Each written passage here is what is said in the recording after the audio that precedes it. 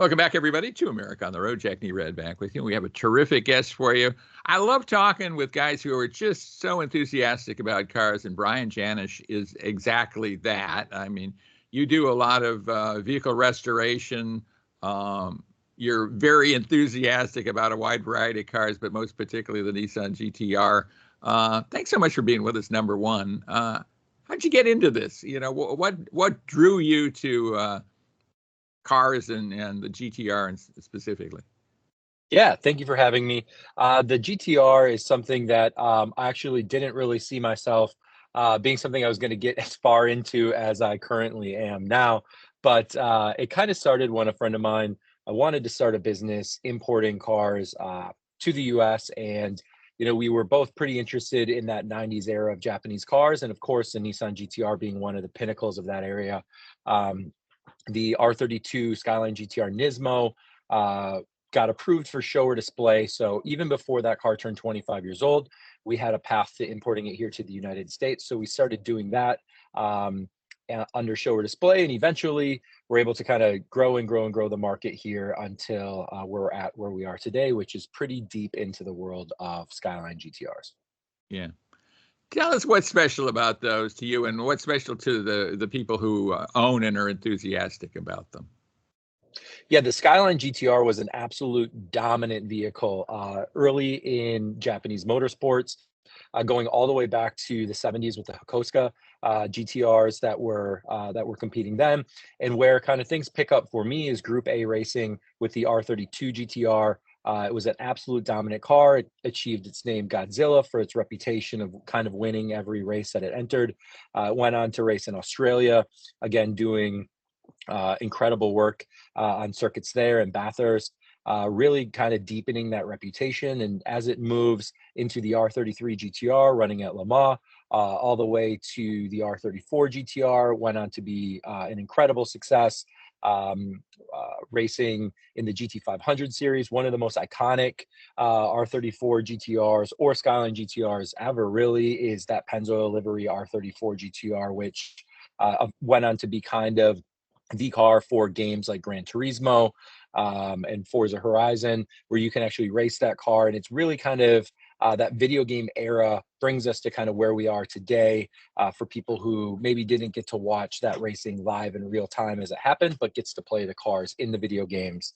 All of that kind of tied together really does make the racing history of the Skyline GT-R a really, really special car for motorsport enthusiasts, but also for collectors who are out there looking for cars that have that kind of motorsport history. It seems like a lot of people got excited about that particular car from video gaming, right? I mean, that was like the car to have when you were, a racer in video games, and a lot of people were driving them before they even really drove them, right? Before they even landed in the U.S. Yeah, a lot of our customers do come from that era of saying, like, I really wanted, this was the car I played in the game. And it's not just the GT-R, sometimes Supra, sometimes the NSX-R, Integras, where you got these cars in the game, you got to kind of build them and spec them out, but we didn't really have the car here in the United States to be able to do it in real life. And as soon as these cars started to get to the point of turning 25 years old, being able to come into the United States, now you can take it out of your video game garage, put it in your real garage, and actually do some of those things that you did in the video game is a really cool experience for a lot of people. Yeah. And the 25-year-old thing allows you to import them with, I guess, less restrictions or maybe very few restrictions, right? Correct. Yeah. Once a car is 25 years old, it's exempt from emissions, which is EPA standards, and then FMVSS, so Federal Motor Vehicle Safety Standards. So from there, you can import the car, register it, drive it just like any other car. Some states do have some local emissions laws that you need to abide by, but outside of that, you can get the car in. So really, starting when we started importing the R32s, eventually the R33 turned 25, so we could bring in the next generation. And now this year, 2024, the R34 GT-R, which is maybe the one that most people are kind of after at this point, just turned 25 years old. So we're starting to see a lot of those show up here in the United States, both in our inventory and across collections, throughout the United States. I mean, you've worked on other cars too, European performance cars as well. Correct. What's kind of special about the Japanese performance cars? Because they kind of have a personality of their own, don't they? They do, yeah. So I think for Japanese performance cars, what most people are kind of looking for and are attracted to is one, most of them were not available here in the United States or weren't available in the specifications in which you're getting now. The Skyline GT-R, for example, was never sold in the United States. There was no version of a GT-R sold in the US until we got the R35 in 2008. So the Skyline GT-R has had a lot of attraction that way. For other cars like the RX-7, the Supra, the NSX, there's different variants and different specifications of cars that Japan got that the U.S. wasn't able to get due to some of our safety and emissions restrictions here in the U.S. So you get these really collectible things like the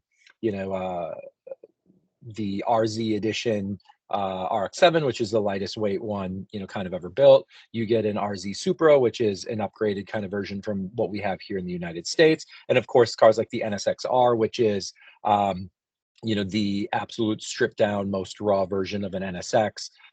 Those kind of cars become ultra desirable just because they weren't here in the US.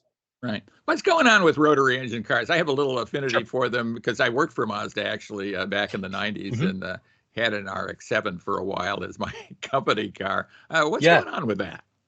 Yeah, I mean, the RX-7 is a car that obviously has this beloved following. The rotary engines are very unique. Even going back pre RX-7 on some things, you have things like the Cosmo, which is a really, really cool car, very early kind of car that sits alongside the Toyota GT and the Hakosuka. But coming forward to like the modern era of Mazda motorsports, if you'd call it, you have the RX-7, and there's some really cool stuff like the Spirit R, which was the last version of the RX-7 ever made. That's a model year 2002 car. So things like that are things, again, that we didn't get here in the US. The RZ, the Bathurst, that kind of stuff are really, really cool cars that there's a lot of collectors that are just waiting for those to turn 25, or in some case buying them now and storing them in Japan or in other countries until they're eligible for import to the US. I gotta believe that those present some maintenance and restoration challenges that a more conventional car don't present, right? Yeah, I mean the RX-7. I mean, there's a lot of hesitation for people, when it comes to purchasing an RX-7, just because there is a lot of rumor out there about them being a difficult car and a finicky car. But I think just like any other car, really from that generation, especially Japanese cars, it really comes down to maintenance, service, taking care of what you have, the preservation of the car, and not just thinking, oh, it's a Japanese car, reliability, I don't need to do much to it. An RX-7, a GT-R, a Supra is not a Toyota Camry, where you can just run it, drive it forever, and then one day it dies and you get another one. It does take some maintenance. It does take some care to kind of, extend the longevity of them, these like actually high performance engines. I think what a lot of people don't realize is that, Nissan, Mazda, Toyota was putting these engines that they actually used for racing in these street cars. So you're getting essentially a race version of an engine, and you need to take care of it like it is exactly that. Yeah, it's meant to run hours, not not Right. days and years and months. Correct. And those kind of things, right?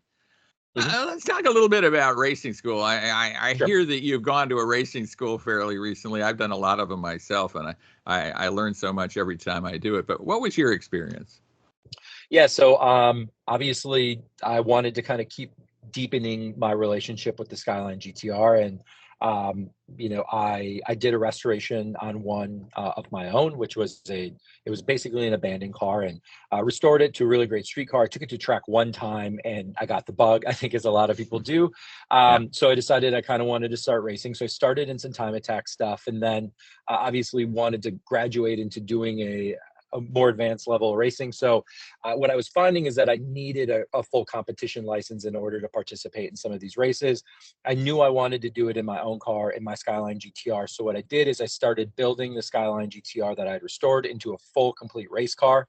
And at the same time, working towards getting my license. I went with Radford Racing School, which was a a great choice. It's very close to me. It's in Phoenix, so really short flight to be able to get there. It's they also have an incredible partnership with Pennzoil, which I do as well. So kind of all worked out to be able to go there and do that. I went with my friend Larry Chen, who's a renowned photographer, but also has a huge love for driving and racing and Skyline GT-Rs. So it was really cool to be able to do that. I learned a lot immediately. Prior to going there, I'd spent a lot of time on track. I've been going to any track day I could, been doing some time attack stuff. Basically anything I didn't need a license for, I was doing on track. So I thought that I had a good understanding of what I was doing, and I learned very quickly when I got there from a lot of the instructors who have tons of experience that there were some habits I'd already picked up that weren't really good. There were things I was doing wrong, and there was definitely some car control and especially vision things that I needed to work on. They really helped me get through that. I, after that, entered a series, went out, started racing, and just huge improvements immediately. And I guess depending on when this airs and comes out, it's already official. I've already gained enough points to do it, but actually ended up winning the championship this year in the series that I raced in, which was really, really cool. And absolutely going to a racing school helped pave the way for that, because again, just your awareness on track, the things that you're doing wrong, the places you can improve are things that really does take a professional to kind of point out to you. It's pretty difficult to go there and just kind of figure this out on your own, I think. Like a golf swing, only more so. Right. Right. You know, and and the more time you take putting that off, the stronger those bad habits get. And that's one thing that, you know, I was really grateful that 2 years into me, you know, spending time on track, I was able to get out and get my racing license, because it didn't turn into a third year of me developing bad habits. And honestly, like, it's something that I wish I would have done maybe after that first track day and not let it go 2 years, because there are some things some habits I have that I'm still in the process of breaking, that I'm continuing to work on. But I do really think and would strongly encourage, even if you don't want to race competitively and you want to go to a track day, go to a racing school. You know, there's things you're going to learn that you're going to be able to implement on day one. And if you do go to the point of being able to get your competition license and go into you know, the areas that I'm going into, it only reinforces that and makes it easier. Right. I couldn't agree more. I want to get into your relationship with Pennzoil and also your desire to drive at Nurburgring, which is a great place to drive, let me tell you, having done that a long, long time ago myself. Give us how you hooked up with Pennzoil. Yeah, it was kind of funny. I got an email after I was actually at Radford Racing School prior to me getting my license, but that was in, I think, 2020 or 2021. I got an email, and they were like, "Hey, saw you were at Radford doing some stuff. It'd be great to work with you on some of the Japanese stuff." And honestly, I thought it was like a phishing email. I think it was real, because it's like, why is a brand like Pennzoil reaching out to me? But then that turned into a real thing, and it was really, really great to be able to build that relationship with them. The very first thing I did before anything was really test the product. Sent the oil out for, you know, some independent review. Part of what I do for my actual living is selling cars, sell Skyline GT-Rs and this kind of stuff to people. So when I recommend a product, I want to make sure that, like, I'm not recommending something that's going to be a poor decision for the car and the health of the car. And Pennzoil tested great. So I felt really comfortable recommending it. And I was like, let's see where this goes. And obviously, the history that Pennzoil has in motorsports in Japan with the R33 GT-R and R34 GT-R really fit well with what I was starting to do and where I wanted things to go. So it was a really, really cool partnership from that perspective. And one thing that they've been able to do for me, which is incredible, is to really kind of help connect me with other enthusiasts, other people that are going down the path that I'm going on, whether that's people who are just starting out or people that are wildly experienced professional race car drivers. So it's been a really, really valuable relationship from that standpoint, for sure, and just super great people over there. Well, absolutely. And thanks so much for sharing all of this with us, Brian. We appreciate it. Brian Jannusch, car expert and GT-R expert in particular. And you know, much luck on your racing experiences going forward. Yeah, thank you. I have to follow that. Thanks for being with us. And stay with us, everybody. We'll be right back right here on America on the Road. Okay, thanks for having me. Good to have you. Good to talk Thanks. to you. How do people get in touch with you if they want to get in touch with you, Brian? We'll put that in our show note. Oh, sure. Yep. So my Instagram is at Brian P. Jannusch. So my first name, P as in Patrick, and Jannusch. Otherwise, our business is Top Rank Importers, and you can find us on Instagram at Top Rank Importers, or our website, which is importavehicle.com. Terrific. Great. Well, so good to talk to you. I hope you enjoy your weekend. And are you going to do any fun driving over the weekend?